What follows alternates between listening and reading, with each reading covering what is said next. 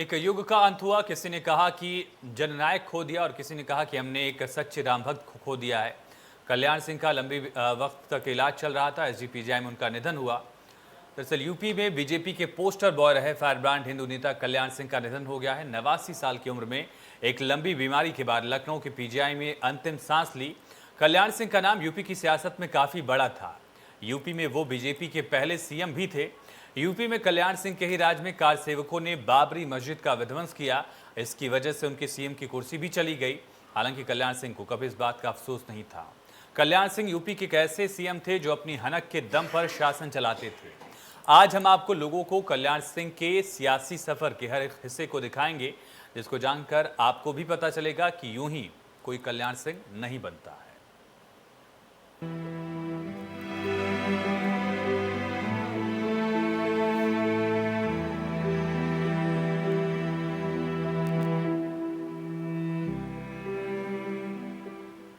UP के पूर्व CM और बीजेपी के दिग्गज नेता कल्याण सिंह का एक लंबी बीमारी के बाद निधन हो गया। कल्याण सिंह को श्रद्धांजलि देने के लिए खुद प्रधानमंत्री मोदी और बीजेपी के अध्यक्ष जेपी नड्डा पहुंचे लखनऊ। और कल्याण सिंह के निधन के बाद यूपी सरकार ने 3 दिन का राजकीय शोक भी घोषित किया है। 89 साल की उम्र में कल्याण सिंह का निधन हुआ। रिपोर्ट देखिए।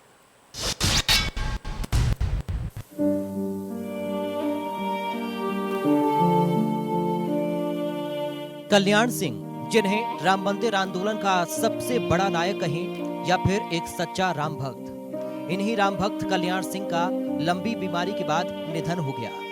सही मायने में कहीं ना कहीं ये उन्हीं की कोशिशों का नतीजा है कि जो आज अयोध्या में एक भव्य राम मंदिर बनने जा रहा है। इसकी नींव कल्याण सिंह ने ही रखी थी। उन्हें कभी इस बात का मलाल नहीं रहा कि बाबरी मस्जिद गिराना एक भूल थी। एक राम भक्त होने के साथ ही वो बीजेपी के सच्चे कार्यकर्ता भी थे। इस बात को वो कई बार सार्वजनिक मंचों से कह भी चुके थे। अधिकारियों का, कर्मचारियों का किसी रूप में कहीं कोई दोष नहीं, कोई कसूर नहीं, कोई कमी नहीं। सारी जिम्मेदारी मैं अपने ऊपर लेता हूं, स्वीकार करता हूं। यूपी के 2 बार सीएम रहे कल्याण सिंह का एक लंबी बीमारी और शरीर के कई अंगों के धीरे धीरे फेल होने के कारण शनिवार रात करीब 9:30 बजे निधन हो गया। कल्याण सिंह तबीयत खराब होने के बाद लखनऊ के संजय गांधी पीजीआई में 4 जुलाई से एडमिट थे। कल्याण सिंह के निधन पर बीजेपी में शोक की लहर है।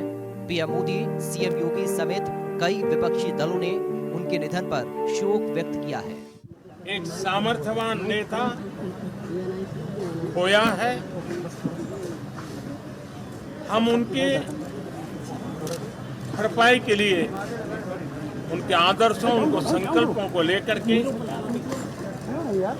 अधिकतम पुरुषार्थ करें और उनके सपनों को पूरा करने में कोई कमी न रखें।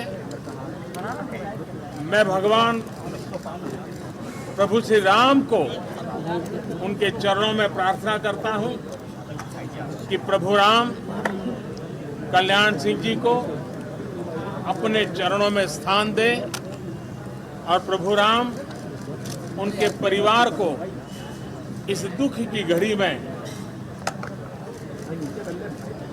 इस दुख को सहन करने की शक्ति दे और देश में भी यहाँ के मूल्यों, यहाँ आदर को, यहाँ की संस्कृति, यहाँ की परंपराओं में विश्वास करने वाले हर दुखी जन को प्रभु राम ढाढ़स दे, यही प्रार्थना करता हूँ। हम सब के लिए एक दुखद समाचार है। प्रदेश के पूर्व मुख्यमंत्री, राजस्थान और हिमाचल के पूर्व राज्यपाल, भारतीय जनता पार्टी परिवार के वरिष्ठ सदस्य माननीय कल्याण सिंह जी हमारे बीच में नहीं रहे।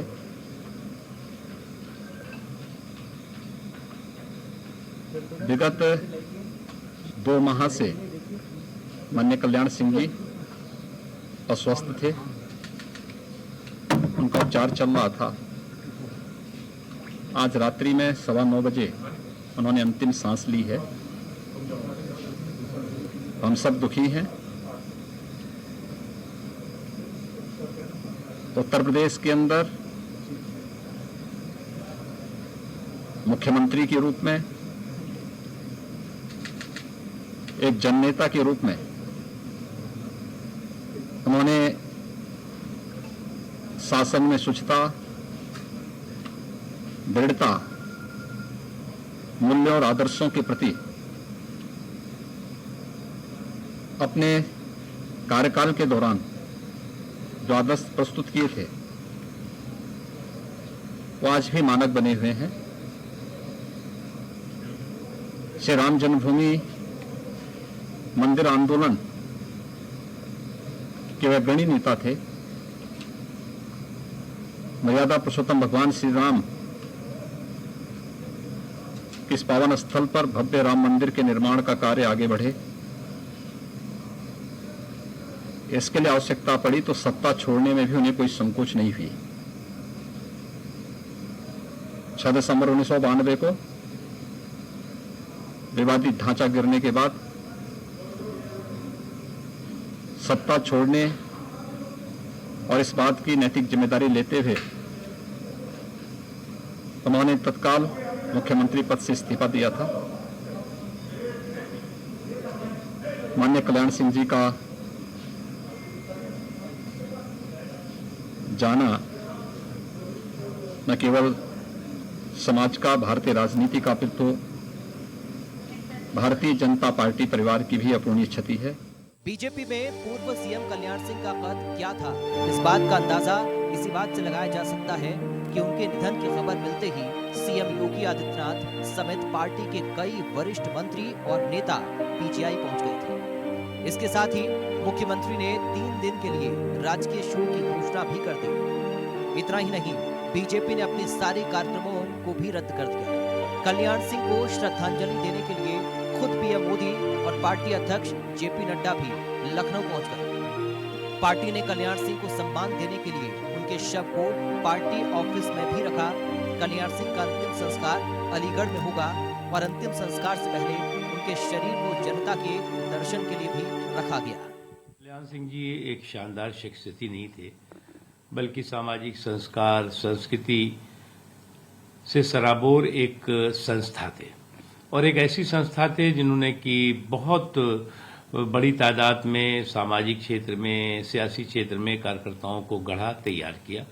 और आज जो है वो भारतीय जनता पार्टी उनकी ऋणी है कि आज भारतीय जनता पार्टी इस मुकाम पे पहुंची है। मुझे उनके साथ काम करने का बहुत मौका मिला और बहुत ही उनके साथ काम करने के सुखद अनुभव हुए, बहुत कुछ सीखने को मिला।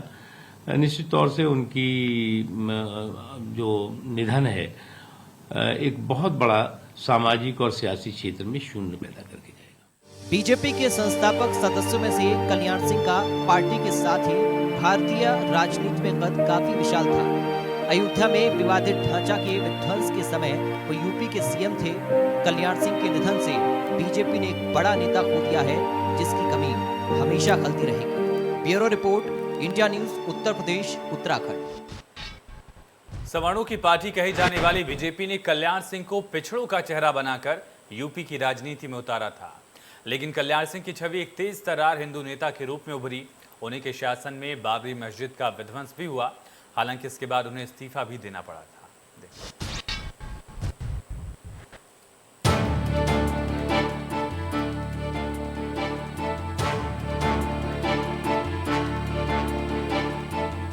यूपी समेत पूरे देश में इस वक्त बीजेपी के हिंदुत्व के पोस्टर बॉय हैं सीएम योगी आदित्यनाथ। लेकिन एक दौर ऐसा भी था जब कल्याण सिंह को हिंदुत्व का पोस्टर बॉय माना जाता था। 1980 में जब बीजेपी बनी तो उसके ठीक बाद उसके हाथ में 1984 में अयोध्या राम मंदिर का मुद्दा आ गया। साल 1986 में तत्कालीन प्रधानमंत्री राजीव गांधी के राज में मंदिर के दरवाजों को खोलने का आदेश एक जिला जज ने दे दिया था। इसके बाद हिंदुओं को पूजा करने की मंजूरी मिल गई थी। हिंदुओं को मंदिर में पूजा की अनुमति मिलने के बाद बाबरी मस्जिद एक्शन कमेटी का गठन मुसलमानों ने भी कर लिया और पूजा को रोकने की मांग करने लगे। यही वो दौर था जब उत्तर प्रदेश में बीजेपी को सत्ता तक पहुंचने का सबसे बड़ा हथियार मिला था। साल था 1991 और ये वो साल था जब यूपी में चुनावी शंखनाद बज चुका था। बीजेपी ने राम मंदिर के मुद्दे को हवा दे रखी थी। सवर्णों की पार्टी कही जाने वाली बीजेपी ने मौके की नजाकत को समझा और कल्याण सिंह को पिछड़ों का चेहरा बनाकर राजनीति की प्रयोगशाला में उतार दिया। बीजेपी की ये प्रयोगशाला सफल भी हुई। कल्याण सिंह की छवि पिछड़ों के नेता के साथ साथ एक फायर ब्रांड हिंदू नेता के तौर पर मजबूत हुई। चुनाव में उत्तर प्रदेश के 425 में से 221 सीटें जीतकर बीजेपी सत्ता के रथ पर सवार हुई और कमान कल्याण सिंह को थमा दी गई। कल्याण सिंह के सत्ता में आने के बाद राम मंदिर मुद्दे को और हवा मिल गई। कल्याण सिंह की सत्ता संभालने के महज 1 साल बाद ही वो दिन आया जिसने देश की सियासत को हमेशा के लिए बदल कर रख दिया। बीजेपी के नेताओं ने अपने चुनावी भाषण में राम मंदिर बनाने की बात को लेकर खूब तालियां बटोरी। 6 दिसंबर 1992 को कार सेवकों ने अयोध्या में विवादित ढांचा ढहा दिया। ढांचा गिरते ही कल्याण सिंह ने सीएम के पद से इस्तीफा दे दिया था। बाबरी विध्वंस के बाद बीजेपी के कार्यकर्ताओं को संबोधित करते हुए कल्याण सिंह ने कहा था कि कोर्ट में केस करना है तो मेरे खिलाफ करो, जांच आयोग बिठाना है तो मेरे खिलाफ बिठाओ, किसी को सजा देनी है तो मुझे दो। केंद्रीय गृह मंत्री शंकर राव चौहान का मेरे पास फोन आया था। मैंने उनसे कहा कि ये बात रिकॉर्ड कर लो चौहान साहब की मैं गोली नहीं चलवाऊंगा। यूपी देश का वो प्रदेश है जिसे राजनीति की प्रयोगशाला कहा जाता है। बीजेपी के दिग्गज नेता कल्याण सिंह भी इसी प्रयोगशाला से निकले थे। दरअसल 1960 के दशक में जनसंघ ने यूपी में पिछड़े वर्ग से आने वाले युवा नेता की तलाश शुरू की। जनसंघ की ये खोज अलीगढ़ के अतरौली में जन्मे कल्याण सिंह पर खत्म हुई थी। तेज तर्रार कल्याण सिंह जनसंघ के खांचे में फिट हो गए क्योंकि वो लोधी समाज से आते थे और उत्तर प्रदेश में यादवों के बाद तब सबसे अधिक आबादी लोधी की ही थी। जनसंघ ने 1962 के चुनाव में उन्हें अतरौली से चुनावी मैदान में उतारा था। हालांकि अपने पहले ही चुनाव में कल्याण सिंह को हार का सामना करना पड़ा था, लेकिन फिर इसी अतरौली की जमीन से उन्होंने जीत की जो इबारत लिखी वो सालों तक जारी रही। कल्याण सिंह अतरौली से बार-बार जीते और लगातार जीते। 1967, 1969, 1974 और 1977 लगातार 4 बार विधायक बने। भारतीय जनता पार्टी में कल्याण सिंह एक जमाने तक उत्तर प्रदेश के सबसे कद्दावर नेता हुआ करते थे।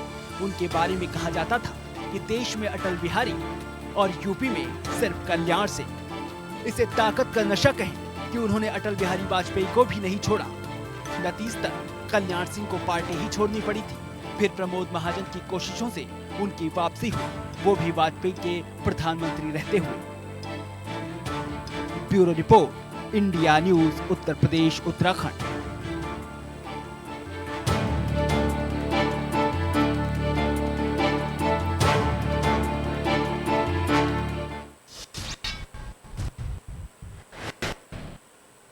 आज के समय में बोर्ड परीक्षाओं में नकल माफिया धड़ल्ले से नकल करवाते हैं, लेकिन कल्याण सिंह की सरकार में नकल माफिया थर थर कांपते थे। आलम यह था कि 1992 में कल्याण सिंह के शासन में ही बोर्ड का रिजल्ट खराब हो गया। कुछ ऐसा ही किया गया। कानून व्यवस्था के साथ भी यूपी एसटीएफ के गठन का श्रेय भी कल्याण सिंह को पूरी तरह से जाता है। देखिए।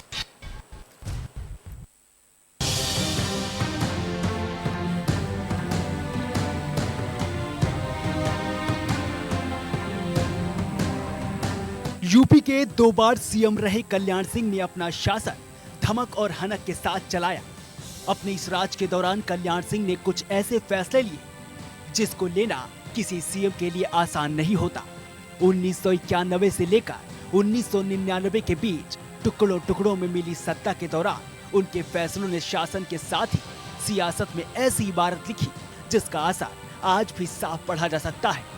कल्याण सिंह के राज के समय जिन लोगों ने हाई स्कूल और इंटर की परीक्षा पास की होगी वो इस बात को बखूबी समझते होंगे। आज के समय में जिस तरह से बोर्ड परीक्षाओं में नकल की तस्वीरें आती हैं, उसको देखकर कल्याण सिंह के शासन में बोर्ड परीक्षा पास करने वाले सीना तान कर कहेंगे कि हमने कल्याण सिंह के शासन में पास किया था। कल्याण सिंह के नाम से कांपते थे नकल माफिया। नकल करते पकड़े जाने पर होती थी सीधी जेल। कहा जाता है कि उस समय कल्याण सिंह के नाम से ही नकल माफिया थर्रा जाते थे। कभी खुद टीचर रहे कल्याण सिंह पारदर्शी परीक्षा प्रणाली पर यकीन रखते थे। इसी वजह से वो उत्तर प्रदेश में मुख्यमंत्री रहते हुए नकल अध्यादेश लेकर आए थे। उनके इस अध्यादेश से सख्ती का अलग ही आलम होता था। नकल करने वालों को सीधे जेल होती थी और शायद इसी वजह से छात्रों में नकल करने का डर होता था। 1992 में था बोर्ड परीक्षा का सबसे कम रिजल्ट। हाई स्कूल का रिजल्ट था महज 14.70%।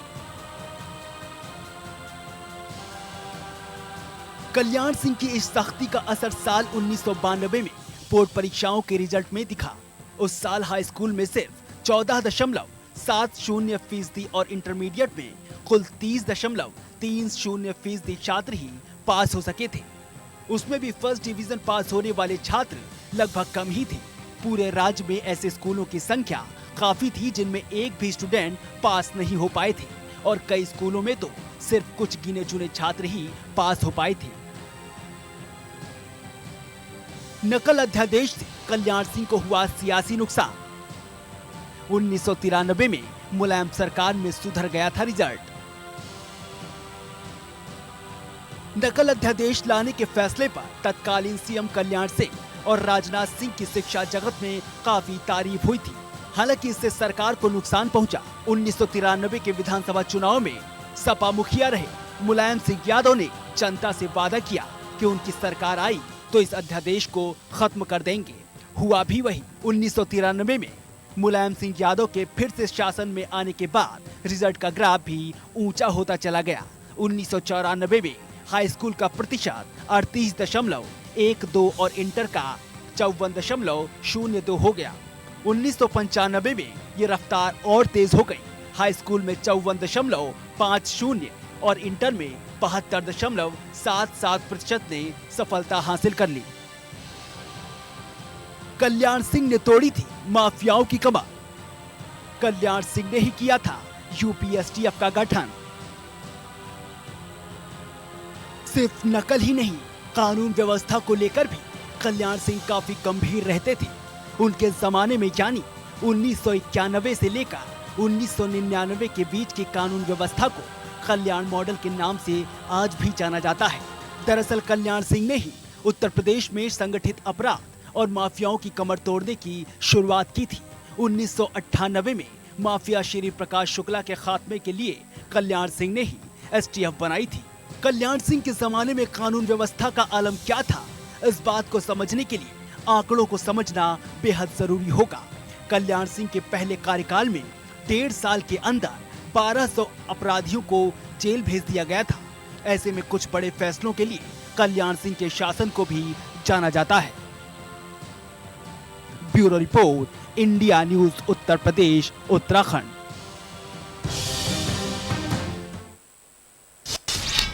कल्याण सिंह यूपी में बीजेपी के पहले सीएम थे। किसान परिवार से आने वाले कल्याण सिंह ने शिक्षक के तौर पर अपने करियर की शुरुआत की थी, लेकिन जल्द ही उन्हें समझ आ गया था कि उनकी असली जगह राजनीति में थी।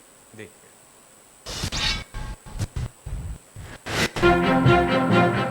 यूपी की राजनीति के सिंह कैसे बने कल्याण। गांव की पगडंडी से उत्तर प्रदेश के सीएम तक कैसा रहा सफर। कल्याण सिंह का नाम उत्तर प्रदेश के दिग्गज सीएम के तौर पर जाना जाता है।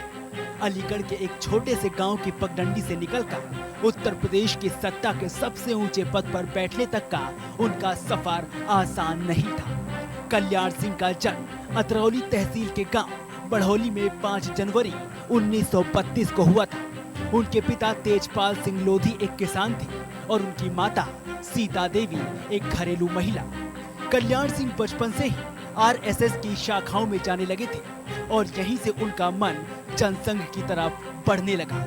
कल्याण सिंह जब बड़े हुए तो एक शिक्षक के तौर पर उन्होंने अपने कैरियर की शुरुआत की, लेकिन उनका मन तो राजनीति की तरफ खींचा जा रहा था। इस दौरान वो संघ से जुड़कर लगातार राजनीति के गुण सीख रहे थे। उस समय जनसंघ को भी एक ऐसे चेहरे की तलाश थी जो पिछड़ों का झंडा बुलंद कर सके, और जनसंघ की तलाश कल्याण सिंह पर आकर खत्म हो गई। हिंदुत्व के झंडा लेकर कल्याण सिंह ने की राजनीति की शुरुआत। कल्याण सिंह ने खत्म किया था उत्तर प्रदेश में कांग्रेस का वर्चस्व। कल्याण सिंह ने जब उत्तर प्रदेश की राजनीति में कदम रखा था तब उत्तर प्रदेश में कांग्रेस का वर्चस्व था। साल 1991 में हिंदुत्व के सहारे कल्याण सिंह ने उत्तर प्रदेश की सत्ता संभाली थी। उनके ही राज में उत्तर प्रदेश में कुछ ऐसा हुआ जिसने देश में बीजेपी को पहचान दिलाई। ये वही समय था जब उत्तर प्रदेश में कांग्रेस की सत्ता ऐसी बेदखल हुई कि आज तक कांग्रेस जमीनी स्तर पर अपना वजूद ही तलाश रही है। 90 के दशक की शुरुआत में राजनीति का वो दौर था, उसे मंडल और कमंडल यानी आरक्षण और राम मंदिर आंदोलन के तौर पर जाना जाता है। देश भर में एक और मंडल आयोग की सिफारिशों का समर्थन और विरोध चल रहा था, तो दूसरी ओर अयोध्या में राम जन्मभूमि के लिए आंदोलन चल रहा था। 30 अक्टूबर 1990 को मुलायम सिंह यादव के यूपी के मुख्यमंत्री रहते हुए अयोध्या में कार सेवकों पर गोली चलाई गई, जिसमें कई कार सेवकों की मौत हो गई। बीजेपी ने उनका मुकाबला करने के लिए कल्याण सिंह को आगे किया था। कल्याण सिंह ने 2 बार छोड़ी थी बीजेपी। पार्टी न छोड़ी होती तो बीजेपी में होता बड़ा कद। कल्याण सिंह ने एक बार फिर अपने एक भाषण में कहा था कि उनकी मौत के बाद उन्हें पार्टी के झंडे में ही लपेटा जाए, और उनकी इस इच्छा को पार्टी अध्यक्ष जेपी नड्डा ने पूरा भी किया। उनके पार्थिव शरीर को बीजेपी के झंडे से ही ढका गया। कहा जाता है कि अगर कल्याण सिंह ने 2 बार बीजेपी न छोड़ी होती और दल बदल का ऐसा तरीका न अपनाया होता तो आज के दौर में वो बीजेपी के सबसे बड़े नेता होते। उस दौर में भी अटल आडवाणी के बाद वे तीसरे नंबर के नेताओं में शुमार होते थे। कल्याण सिंह ने पार्टी छोड़कर अपना भले ही कोई खास फायदा न किया हो, लेकिन उनके जाने से पार्टी पर असर जरूर दिखा था। और कल्याण सिंह पार्टी के लिए एक पुत्र के समान थे, जो रूठता था और मान जाता था, और उन्होंने भी पार्टी को मां जैसा सम्मान दिया। रूठने बनाने के बाद अपनी सियासत के आखिरी दौर में बीजेपी में वापसी की। 2014 से 2019 तक गवर्नर रहे। पार्टी ने कल्याण सिंह के बेटे को उनकी जगह लोकसभा का सांसद बनाया और उनके पोते को योगी कैबिनेट में मंत्री पद दिया। पार्टी ने अपने सच्चे सपूत को हमेशा सम्मान दिया है, और आज जब पार्टी का सच्चा सपूत दुनिया को छोड़ गया तो विश्व की सबसे बड़ी पार्टी बीजेपी का शायद ही कोई कार्यकर्ता होगा जिसकी आज आंखें नम नहीं होंगी और यादों में बाबूजी की बातें नहीं होंगी। उनके निधन के बाद उत्तर प्रदेश सरकार ने प्रदेश में 3 दिन के राजकीय शोक का ऐलान कर दिया है। Bureau report, India news, Uttar Pradesh, Uttarakhand. इस खास पेशकश में इतना ही। बने रहिए इंडिया न्यूज के साथ।